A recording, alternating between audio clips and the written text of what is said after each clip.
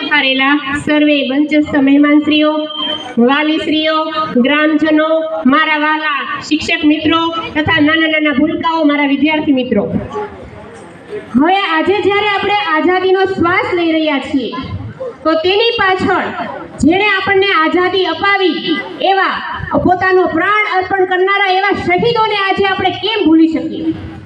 આપણો ભારત દેશ શું છે? શું ફક્ત નદી, પર્વત, ઝરણા, સરોવર એ જ છે? ના, મહારાણા પ્રતાપનું શૌર્ય છે, શિવાજી મહારાજની વીરતા છે અને ભગતસિંહનું બલિદાન છે, મહારાણી લક્ષ્મીબાઈની અડગતા છે. તો આપણે જ્યારે હું એક શિક્ષક છું, બરાબર, તો મેં જ્યારે ડૉક્ટર સર્વપલ્લી રાધાકૃષ્ણન વિશે વાંચ્યું તો તેમણે કહ્યું કે બાળકોનું ભવિષ્ય હંમેશા વર્ગખંડમાં જ ઘડાય છે.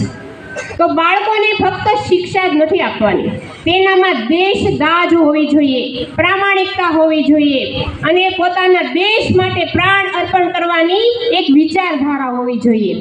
હું એ દેશની નાગરિક છું જ્યાં મહારાણા પ્રતાપ અને શિવાજી જેવા રાજાઓ થઈ ગયા, જ્યાં મહારાણી લક્ષ્મીબાઈએ ફક્ત પોતાની ઝાંસીને બચાવવા માટે પોતાના પ્રાણ અર્પણ કરી દીધા.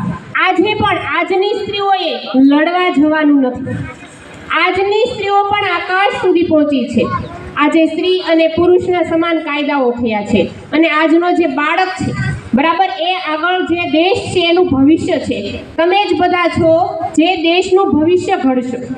તો તમારામાં જે પ્રાણ ફૂંકવાના છે, એટલે કે જે માણસ જીવે છે એ ફક્ત માણસ જ છે એવું આપણે ન કહી શકીએ, કારણ કે આપણામાં જો કોઈ નિર્ધાર નહીં હોય, લક્ષ્ય નહીં હોય, આપણી મહેનત નહીં હોય, બરાબર, આપણે દેશ માટે કંઈ કરી ન શકીએ તો એને કોઈ વ્યક્તિ ન કહેવાય.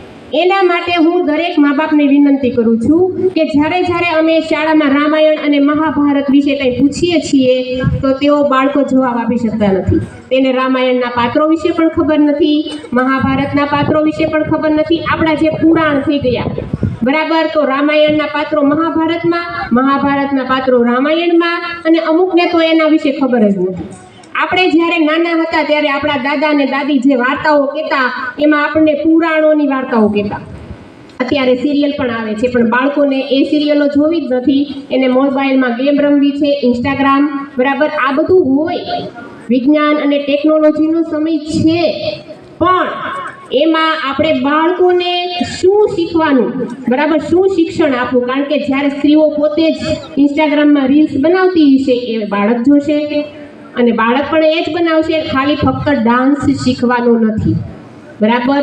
જ્યારે આપણા દેશને જરૂર પડે ત્યારે વીર શિવાજી ને મહારાણા પ્રતાપ પણ બની શકે અને રાણી લક્ષ્મીબાઈ પણ બની શકે.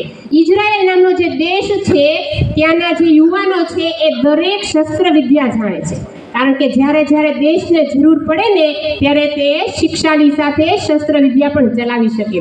એટલે શિક્ષા એ દેશનો આધાર છે. એટલે મારે તો ફક્ત એટલું જ કહેવું છે, तूफान से लाए हैं हम कश्ती निकाल के, तूफान से लाए हैं हम कश्ती निकाल के, मेरे देश को संभालना बच्चों, मेरे देश को संभालना बच्चों. जय हिंद.